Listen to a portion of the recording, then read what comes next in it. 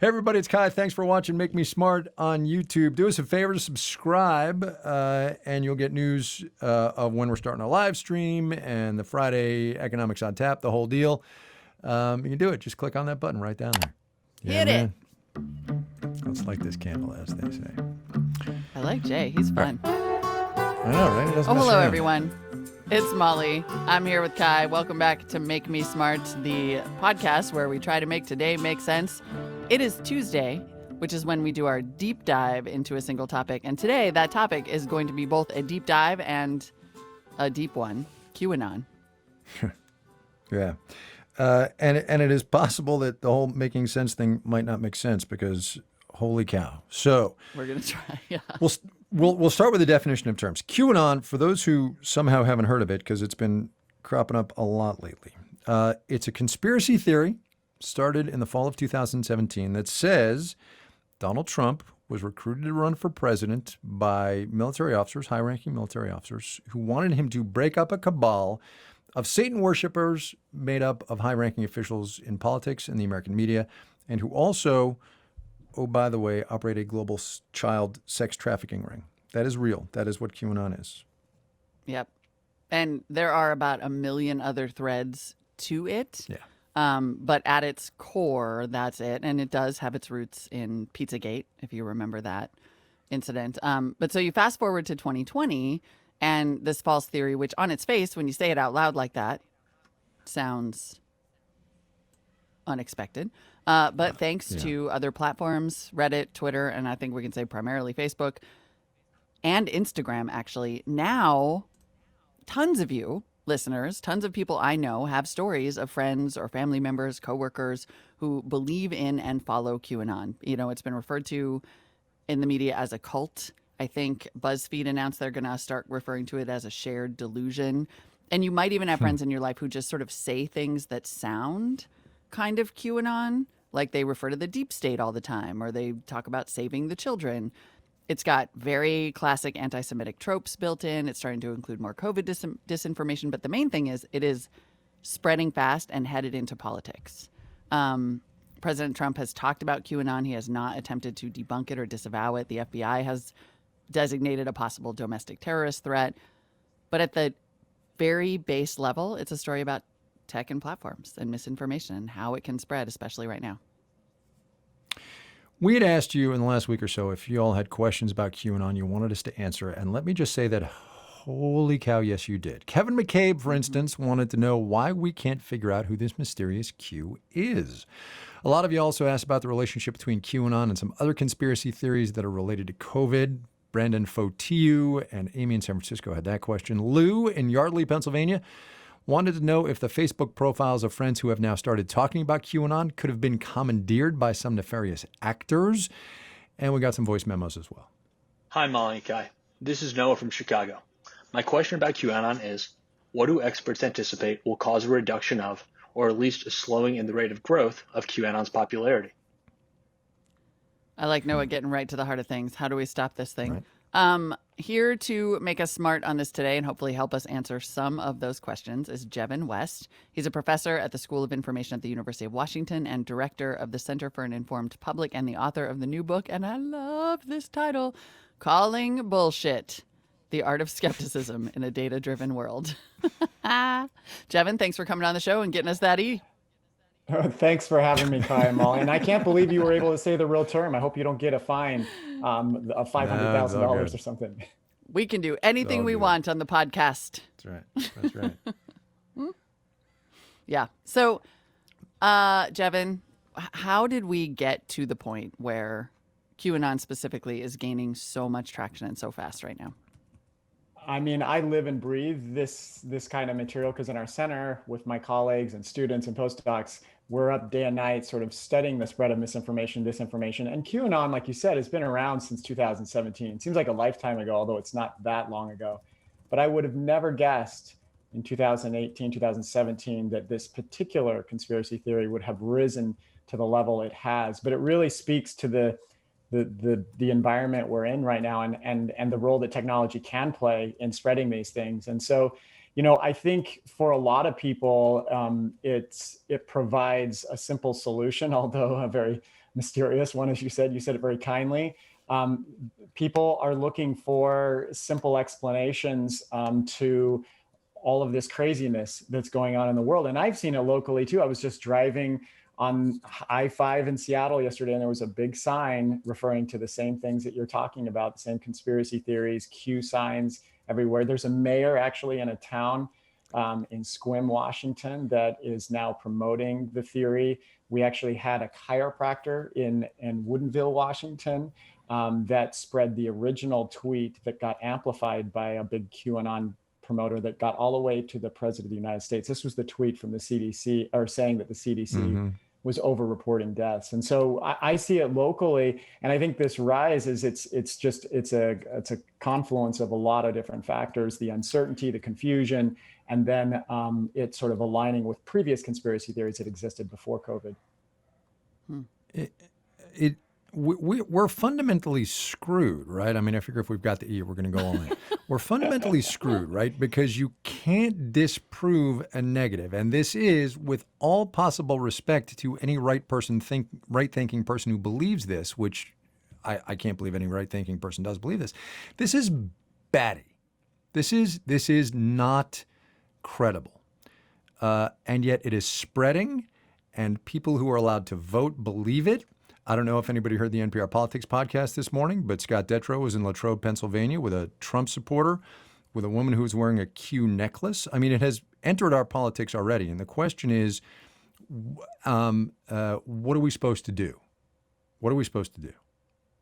Well, I think we need to start reporting it and take it serious. I mean, we weren't really taking it serious, but it is a serious issue because it's overshadowing a lot of the real efforts to, let's say, save the children. As you know, QAnon has sort of hijacked the Save the Children hashtag, or legitimate protests against, the government. We should always be questioning our government and questioning its policies. And there's certainly things that one could argue.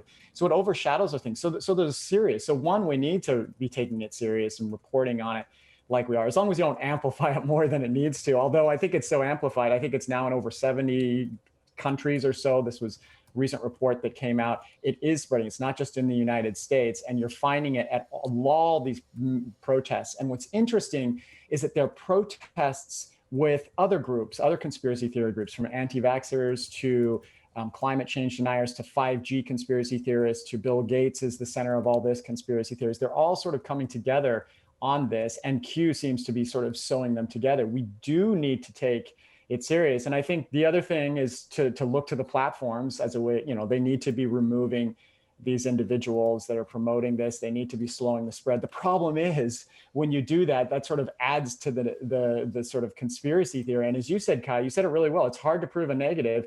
And so if you do things like this is what they do really well, is they say, well, have you ever noticed that child trafficking has been underreported in the media? Well, if you say that, it's hard to say, well, no, I don't know, because you're hearing lots of COVID or other things. When you use those strategies, it can be incredibly effective way of bringing people in and say, oh, well, actually, maybe it is underreported, when in fact it's not, right, if you look across the media.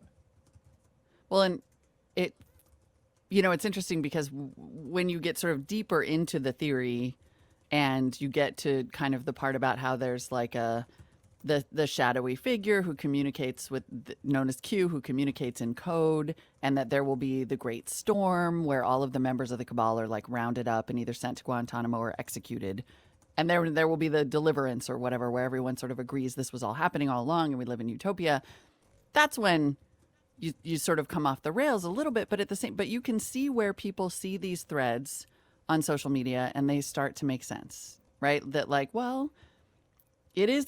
I don't understand why our government works the way it does. We know there are entrenched interests. We know that Jeffrey Epstein was hobnobbing with world leaders, right? Like don't all of these sort of take something that appears to be reasonable and then lead you down? Isn't that what social media is so good at, is the radicalization hole? Absolutely. I mean, you said it perfectly, Molly, because a lot of these conspiracy theories are rooted in partial truths. So there was this billionaire in New York City that was hobnobbing with Hollywood, Hollywood stars and political leaders. Epstein, of course, this being this person. There has been this, continued growth of this anti-globalist conspiracy theories. It seems to sew a lot of these conspiracy theories together. There's these grains of truth, And so they just sort of those that sort of promote these things take them to the next level. And what's interesting about QAnon is that it may have died early on. So it rose initially on 4chan, and you never know for sure if it would die, but a lot of these conspiracy theories come and go. This one didn't go because there were two monitors on QAnon, and there was, I think, a YouTuber, not a real big influencer, but they then started promoting this. They started creating higher quality videos. They started to use these platforms strategically, partly to make money. If you look at a lot of these conspiracy theories, a lot of the root of what they're doing too is making money. If you look at someone like Alex Jones, who's a professional conspiracy theorist, he's making money, on these kinds of stories. And so, yeah, like one of the users mentioned, or one of the questions that you got originally, you just read, Kai, that said, why isn't this person, why can't we find this person?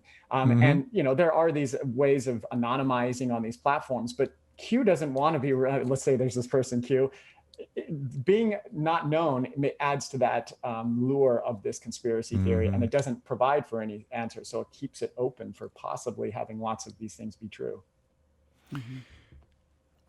What came first? Our political institutions breaking down and distrust becoming rampant in the society, or QAnon?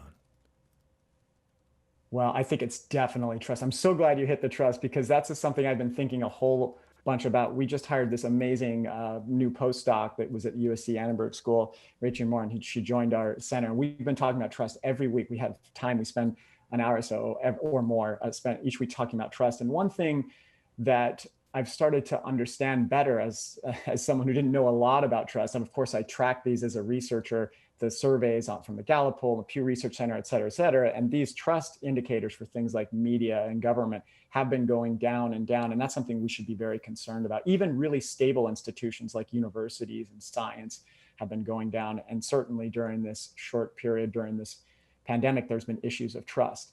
But one thing about trust, it's kind of like the conservation of mass, this idea in physics that you can't create mass, you can't delete it, it just transfers. And so if we have trust, let's say in national media at one point in our life, and then we're told all the time to distrust this quote unquote fake news all the time, then that trust doesn't go away. It just shifts. And where does it shift at this point? Well, there's this cesspool of ideas on the internet. Good ideas. There's a lot of good ideas on the internet, of course, too, and through social media. It's not all bad. I wouldn't take away social media, but I certainly think we have some big fixes. But where does it go? If you're told not to trust, and your community tells you not to trust the national media, these well-trained, and sometimes there's issues with the national media, no question, but that trust just shifts. And so when that shift happens, it's going into these other places that don't have the same vetting, that don't have the same training, that don't have the same incentives to get it right most of the time. So this is something I'm concerned about. And I think this trust shifting happened before QAnon. And of course, QAnon leverages that. And a lot of these conspiracy theories leverage that distrust, uncertainty, and confusion right now during the world. Right.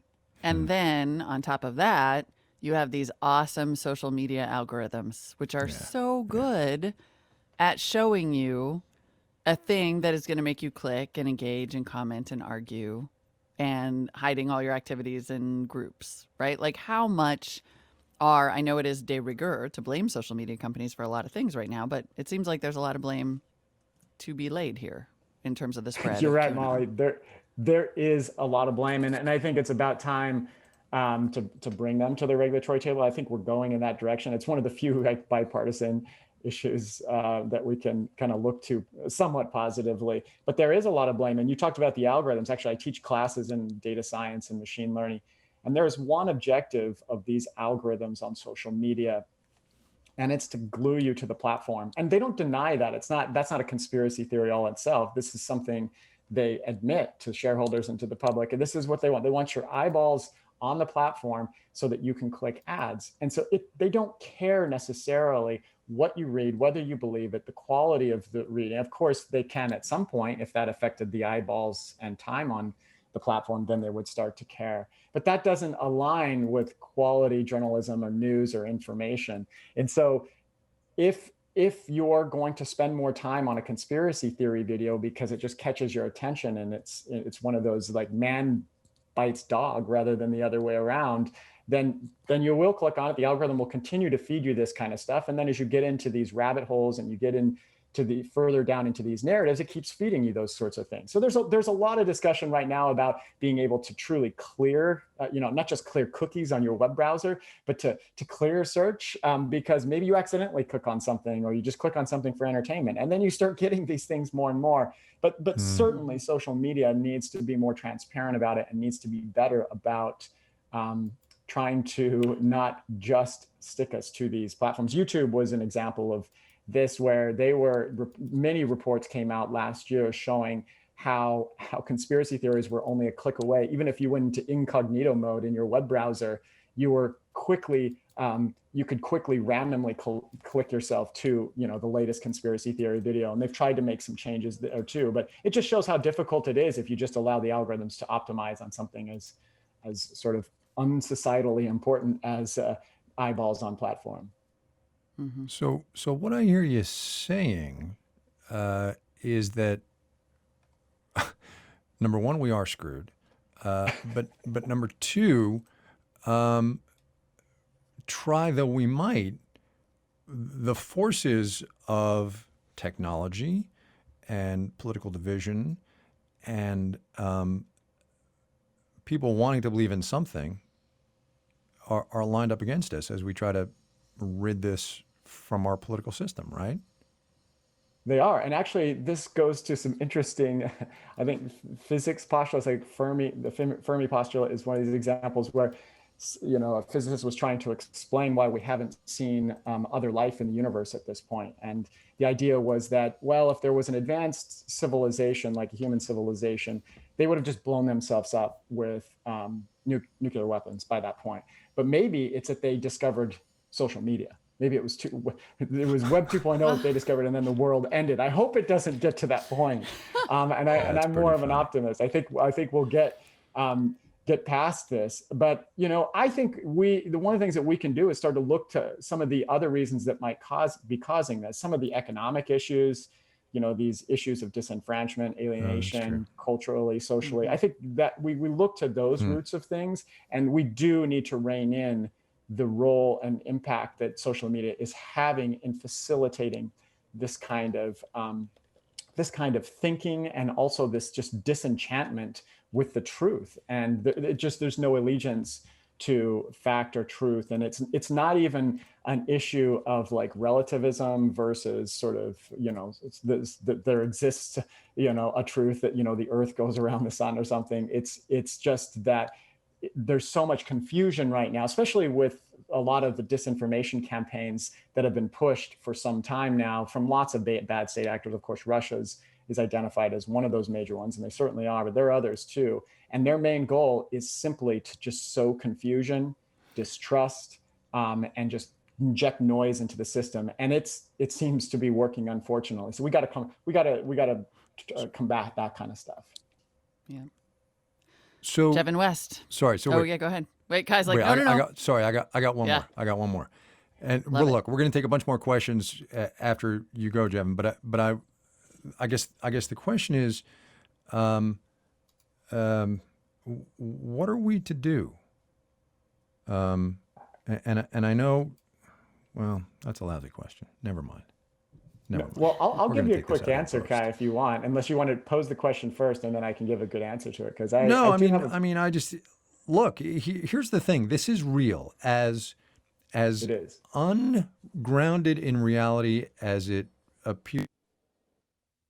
It is getting traction with a not small portion of the American public. We have an election coming up in 55-ish, whatever it is, days, in which QAnon, because of the things President Trump has done and said or not said, is a factor. And I guess I wonder, as a guy who studies this stuff, what are you doing? I mean, what's your takeaway? So there's three things I think we have to do. We need a long-term strategy, which is, to me, it's media literacy and civic online discourse education at all levels, from K1 to K99. We need to, of course, focus on the next generation that's coming through. But we also need to be thinking about this across the population for those that are retired. So education, to me, really is one of the only antidotes. But that's a long-term solution. And we're seeing some of those things in states. People are pushing new legislation to incorporate it in all aspects of education. So number one, we have to do a better job there. Number two, we really need to bring platforms to the table, and we need to be thinking more constructively, not just the industry itself, but with politicians or with policymakers and with researchers that study this all the time, and really start to think about ways of overcoming some of these negative effects that we've seen from social media. And then the third thing is that we really do need to consider policies. And most importantly, if I had one magic wand, it would be to inject $20 billion or some ridiculous amount of money into local journalism. I think that's one of the areas in which we're really missing. And with these news deserts popping up, and people not living by that journalist that's reporting and knows about their values and perspectives, to me, if I could, just put two, if you give me two magic wands, it would be to reinvigorate local journalism and to improve our education on media literacy. Mm-hmm. Jevin West is a professor in the Information School at the University of Washington. Thank you so much for the time and the concise solutioning, our favorite thing. Yeah. Well, thanks so much for having me, Jevin, and thanks for making us smarter. It's things like this that will be antidotes to this kind of crazy stuff that we're kind of seeing and living through right now. Man, we are trying. Thanks for your Jevin, faith. Thanks a lot. Yes, thanks. Take good care. I'm going to obsess about that metaphor forever. The idea of the conservation of mass, the law of the conservation of mass, is that great, there's only right? so much trust to go around, right? And that you will put Yeah. it in places that make more sense than what you're seeing. Yep.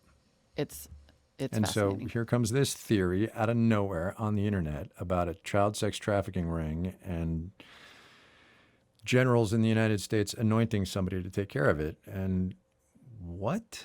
But yeah. Yeah. I mean, and it's I, really I know I'm interesting 'cause coming off really. Go ahead. Well, it gets to a conversation we had in the wealth inequality episode that Kimberly and I did when you were gone, because our guest talked about what happens when one of the markers for wealth inequality becoming a societal problem is when people feel that their government no longer works for them. Mm-hmm. When they sort of start to go like, 79% of Americans think that there should be some kind of a background check on automatic weapons, but that law never passes. And they start to sort of feel this disconnect from what their lives are, our lives are, right? And the priorities of government, or what appears to be a ruling class of the 1%. And so along comes a theory that plays on that. That's the part where, you are coming off like this is so crazy. But it's not. It's not crazy till you get to execute all the celebrities and it gets pretty nutty, but it starts out with a feeling of dislocation that almost everyone can relate to right now at a moment when everybody's stuck at home on the internet trying to figure out what's going on. And there's real power in that. And you can see why it's so seductive, actually. Yeah. It's scary. It's just freaking scary. It is. The dogs have thoughts too. We're going to take a little break. We're going to answer some questions y'all had about QAnon, including the question a lot of you had actually, which was basically, I've got a family member, a friend, or a coworker who has fallen down the QAnon rabbit hole. Now what do I do? Stick around for that. We'll get there.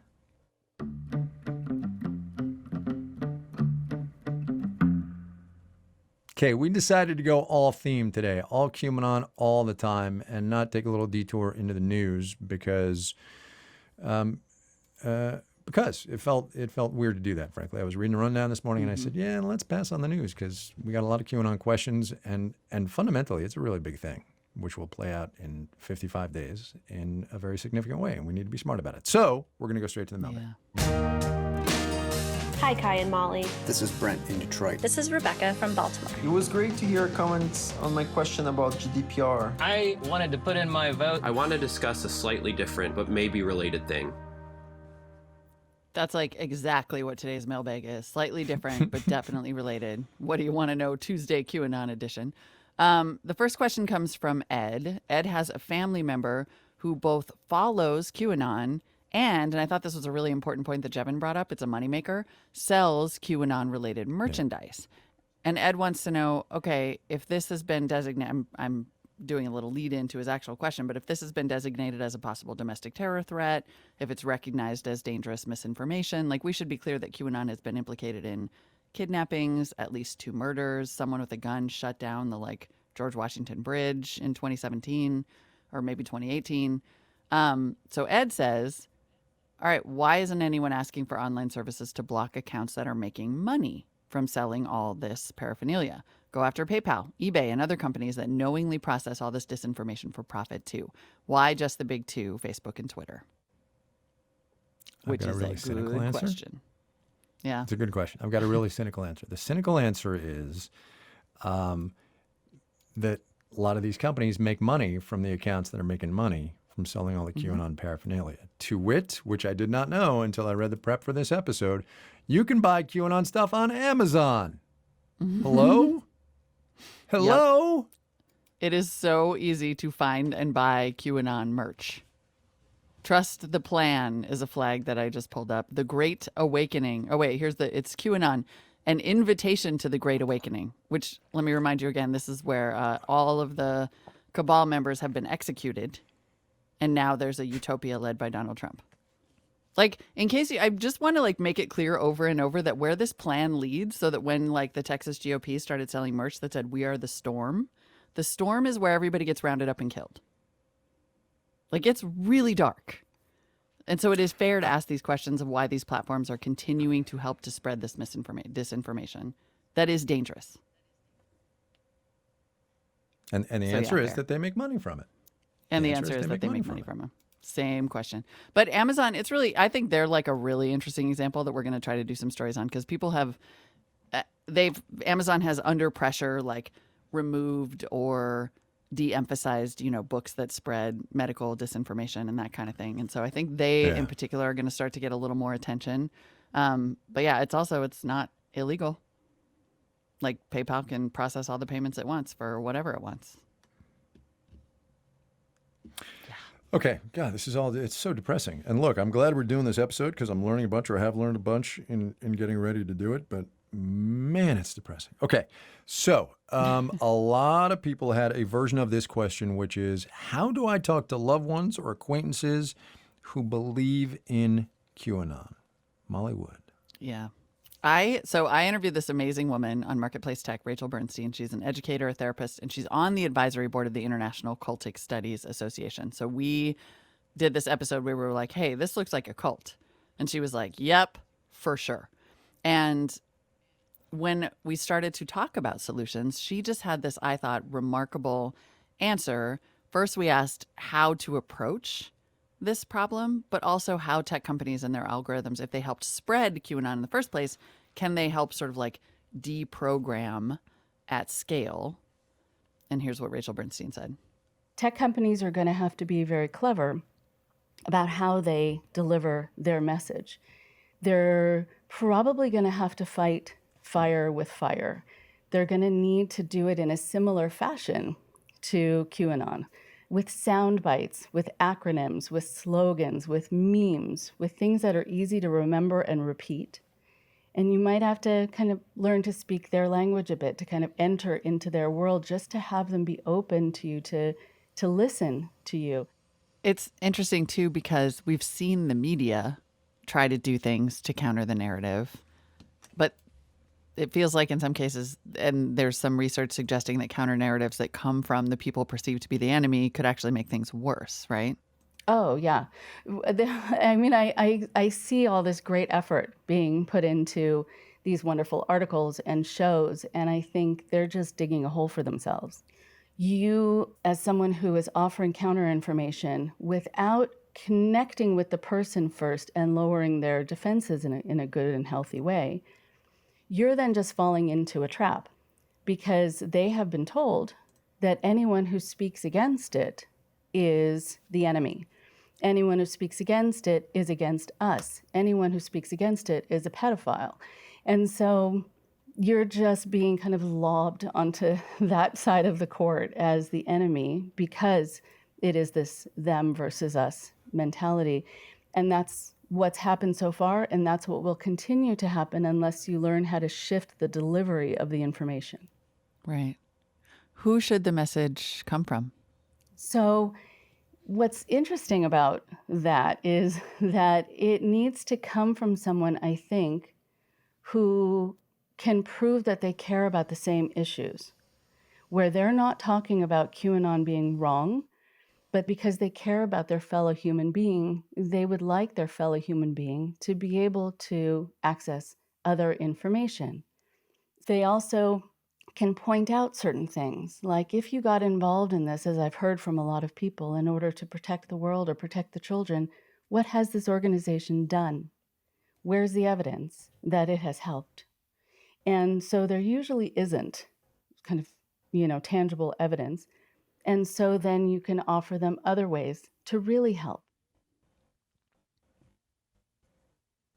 So what I loved about this interview, Yeah. was that she also reminded, I thought that Rachel did such a good job of reminding me, at least, that this is like kind of fundamentally a problem of empathy. That a lot of the people, you see all these like moms and influencers on Instagram who are falling into this because they really are like, wait, children are in danger and we need to do something to help. And that a way to come at this is to sort of be like, hey, you are really smart. You do really care. Like, I also care about children. Let's do something productive together. I don't know. It was just a very different perspective, I thought, than I had before, which is like people are scared and confused and desperate and they want to do something good. Not all of them, but some of them. Yeah. It occurred to me as I was listening to that really through the show today, I've not been incredibly empathetic toward the people who believe this. Mostly, I think, because, well, who knows? Maybe I've got problems with empathy, but that's an entirely different podcast. But it seems so, on the face of it, not credible. But then if I try to, as we saw in that empathy training the other day, if you climb down in the hole with them and you try to see it from where they sit, they're wanting to do something nice for kids, or they have no trust in our institutions and they believe, something better has to be. I don't know. It's just, and maybe that's part of why this is so bewildering, because it's not credible on the face of it. And yet so many people are believing it. Kevin Roose said in the New York Times a number of weeks ago, like hundreds of thousands of people probably believe this, which is a lot of people. I mean, NBC did some reporting that said that there were millions of people in the Facebook groups that had built up over the years. Yeah. Look, QAnon supporters are getting elected. It is now. There's going to be one in Congress next year, at least. There is almost certainly going to be one in Congress next year. It's kind of like, I've seen a lot of people, including Kevin Roose, compare it to like the Tea Party. How when the Tea Party sort of first appeared, people were like, that is way too radical. I mean, granted, this calls for rounding up and killing a global cabal of the people who drink the blood of babies. Like, it gets, it gets very far afield. Yeah. But I think ultimately the point is, when nothing makes sense to people, this is the kind of thing that will come along and make sense. Right. And that's right. That's exactly right. It tells you, I think the thing that is crushing your soul on the inside, which I can feel from here, is the realization that this is how little things make sense to people right now. Mm-hmm. Things make so little sense to people right now that they're like, all right, sure, this seems reasonable. Exactly right. Yeah. That's a rough thing to confront. Okay. All right, so we're gonna finish it out. We're gonna stick with the theme, though. An answer to the Make Me Smart question. Joan Donovan is the research director of the Shorenstein Center on Media Politics and Public Policy. That's at Harvard. She was on Marketplace Tech with Molly the other day, and here is her answer to what is something you thought you knew, but later found out you were wrong about. So for years, I was invested in building internet architecture and infrastructure for communication, especially among people that really wanted to change the world. And when the illusion really broke for me was during Ferguson and Black Lives Matter, when I saw activists struggle again to be heard. And you saw the rise of a kind of micro celebrity of activists that was at the helm, that was using Twitter in some instances for their own personal gain. And so I started to feel like this was entrepreneurial in essence, not this liberation technology. Yeah. She basically she started out by saying, "Oh, I like no hesitation." She's like, "Oh, I was wrong when I thought the internet was a tool for liberation." Whoa. This show ended up being way more of a downer than I expected it would be. I thought it was going to be illuminating and then maybe helpful and stuff. Well, it has been. It's been illuminating. It's been, reasonably helpful, but the topic at hand is just dark. It just really is. It really is. It's true. We're in a deep hole right now, friends. Yep. We need the Avengers to assemble and come and get us out. Wakanda forever. All right. You know what? The first step is getting smart. The more you know, the more you know. Yep. That's it for today's show. Then you can know even more from our newsletter, marketplace.org/newsletters. And then you can know even more on tomorrow's show. What do you want to know Wednesday? Hey, the good news is it's already almost Wednesday. Make me smart at marketplace.org, subject line questions. And we'll see you tomorrow. Make Me Smart is produced and directed by Rose Conlon. Tony Wagner is our digital producer. Ben Heathcote does video. Ethan Parrots does actually all the video work, though. Erica Phillips writes our newsletters and our smart speaker skills. Today's program was engineered by Jay Siebold, and I must say he was delightful. Mixed by Daniel Ramirez. Our theme music was composed by Ben Tolliday and Daniel Ramirez. The senior producer is Bridget Bodner, and the executive director of On Demand is Satara Nieves. I just like Jay's style. I like your style, Jay. and also, by the way, this is after being up all night because he was on the morning show shift this morning. So. Oh my goodness, and he's still so peppy. What a hero. I know, right?